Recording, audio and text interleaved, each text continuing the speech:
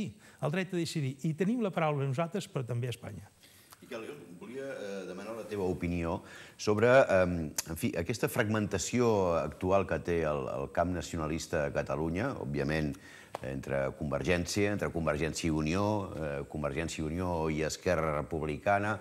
A més, doncs, en fi, tenim totes les plataformes que han sorgit en els darrers mesos, Sobirania i Progrés, pel dret a decidir, etc., que fa que el sector nacionalista doni una imatge de divisió, de confrontació, que, bé, jo crec que és perjudicial per a aquest horitzó, per a aquest futur i per a aquest sentit pràctic unitari que tu has representat sempre. A què atribueixes i quin futur veus a aquesta fragmentació que hi ha actualment en el camp nacionalista? Que els pobles no se'ls pot sometre durant tants anys al coitus interruptus, em perdonaran, sinó que s'ha de tenir fills.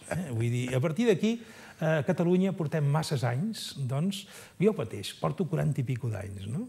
I de cop i volta em surten uns senyors per la televisió, em parlen de no sé què, que aquí perseguim el castellà. Home, vull dir, saps, a mi em provoca... Molts s'emprenyen, i jo, perdonaran l'expressió, però és que a mi em provoca cansament.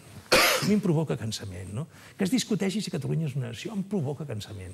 Vull dir que, cuidado, també hi ha aquesta fragmentació perquè es provoca un cert cansament i la gent busca coses noves, perquè les forces polítiques actuals... Ara, hi ha una cosa que és molt important, Jo, com a home procedent de ses Illes, vull dir, per part familiar, per part de la meva mare, vull dir que anem molt al tanto, A Catalunya, de cap de les maneres, ens interessa, doncs, per exemple, que Convergència i Unió, ho dic amb tota sinceritat, perdonin l'expressió, se n'anés a fer punyetes, o que Esquerra se n'anés a fer punyetes, o que es perdés la catalanitat que crec que té el Partit Socialista de Catalunya. Per què?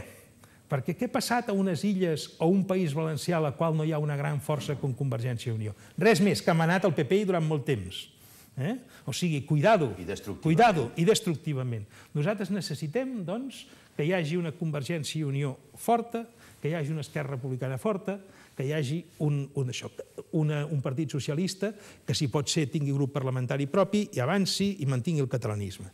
I que mantinguem un front comú català. Això hem d'anar molt en compte. I aquestes plataformes que s'han creat, tots aquests grups que tenen, si veuen una direcció decidida de les forces nacionalistes, si veuen que es posen a davant i que no s'escapen, doncs tot això s'anirà diluint dins aquestes dues forces polítiques, són dos espais, el de centre i el d'esquerra nacional. I que la composició que tenim encara hi ha el PSC i potser hi serà per molt temps. Jo crec que això hem de ser molt conscients, perquè malament que si en aquest país no hi ha majoria nacional, tot i que jo no caic amb el parany de no considerar també part nacional el PSC. Perquè el PSC pot haver tingut alguna altra situació, però ai del dia també que el PSC no mantingui aquesta qüestió nacional a dintre, perquè ens destruirà el país. Catalunya ha resistit el que no ha resistit el País Valencià i les Illes, ha resistit per una composició molt plural de les seves forces polítiques. I això s'ha de mantenir. Vull dir, a mi aquells jo, que soc un home, que no ho nego, proper a Esquerra, tot i que no soc militant, doncs, quan em diuen és que hem de destruir Convergència i Unió, malament! No ho entenen, no entenen quin país tenim. Perquè qui vindrà després si no hi ha això? Igual com aquells que diuen, escolta, que hem de destruir això del PSC i tal. El PSC està fent una feina important en alguns altres sectors. Jo crec que a la Catalunya nacional és la de Convergència i Unió, la d'Esquerra Republicana, del PSC, i després també els companys, que també els moc dins el món del PSC, d'Iniciativa per Catalunya. Aquesta força nacional hem de ser capaços, amb algunes coses concretes, d'entendre's. I amb això avançarem. Vull dir, avançarem. Ara, sí, el que anem és a destruir-nos a nosaltres mateixos. I a vegades el que em molesta és els enfrontaments interns, les baralles internes. Això què passa quan veiem tot això? És que nosaltres diem després el 2014 o diem la casa gran del catalanisme i no mereixem ni un titular petit a la premsa de Madrid perquè no ens creuen. I perdoneu l'expressió, a vegades se n'enfoten. Vull dir, a partir d'aquí nosaltres si donéssim una imatge d'unitat, una imatge de dir, escolta, hi ha coses, i torno a insistir, igual que anem a tenir aquelles que he explicat al començament d'aquesta entrevista, 3 o 4 coses importants, ara n'hi posem 3 o 4, en què sàpiguen que els 21 diputats, o 19 o 20, o que sigui, els que surtin ara, 21 diputats del PSC, a l'altre, amb això no cedirem. I Madrid l'endemà sortiríem a la portada. Ara no hem sortit mai a la portada. Catalunya ha de tenir sentit unit i Catalunya hauria de saber què trobar. No és que jo cregui, perquè vaig ser un pujolista en una època determinada, amb els líders indiscutibles, perquè ja em vaig tenir prou un punt. Però una cosa és certa, és que els països també necessiten algú que s'hi posi davant.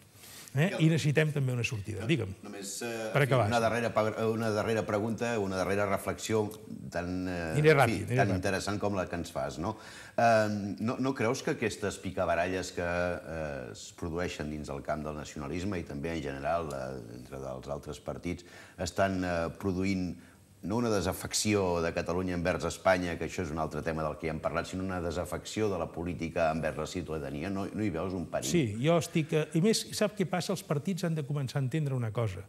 És que aquesta nova generació, que he parlat tant durant l'entrevista, doncs que ja no són generacions que es mouen. Jo sóc del Duran, jo sóc del Mas, jo sóc del Carod, jo sóc del Puigcercós.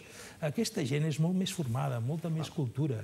Aquesta gent estan, o són de centre, o són d'Esquerra Nacional, i no estan per aquestes barallades. El que hauríem de demanar als nostres polítics és menys personalisme, menys interessos personals i més interessos de país. I després tenim un dèficit, que deixa'm-ho dir-t'ho, que aquests polítics nostres, que avui es mouen, tenen un problema que jo no vaig tenir i que jo agraeixo de la transició. Jo a la transició tenia 2 o 3 polítics, un Reventós, diguem-ne un Pujol, diguem-ne un Josep Benet, alguns altres que diríem que eren capaços de fotre'ns una bronca. Avui convindria que hi hagués en aquest país 2 o 3 persones que fossin referents i que fossin capaços de fer alguna estirada d'orella als nostres polítics i donar-los compte de la realitat que estan portant la política, de que el partidisme no va enlloc i que no es pot deixar els partits únicament en mans dels secretaris d'organització, que alguna cosa més s'ha de fer. Miquel, jo crec que tu ets una d'aquestes persones que mereixes estirar les orelles de tant en quant en els nostres polítics. Bé, malauradament, el nostre temps s'ha acabat per avui. Crec que ha estat una entrevista molt interessant per entendre on som i, sobretot, cap a on anem com a catalans, com a nació.